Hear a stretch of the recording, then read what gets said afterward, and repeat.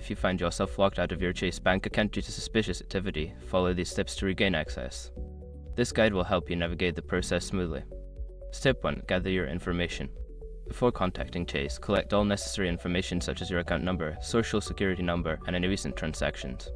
This will help verify your identity when you reach out to customer service. Step 2. Contact customer service. Call Chase Bank's customer service at the number provided on their website or on the back of your debit or credit card. Explain the situation and inform them that you are unable to access your account due to suspicious activity. Step 3. Verify your identity. Be prepared to answer security questions to verify your identity. This may include providing personal information, account details, or answering questions about recent transactions. Ensure you have all relevant information at hand. Step 4. Follow instructions. Once your identity is verified, follow the instructions given by the customer service representative. They may guide you through resetting your password, unlocking your account, or taking additional security measures. Step 5. Update security settings. After regaining access, review and update your account security settings.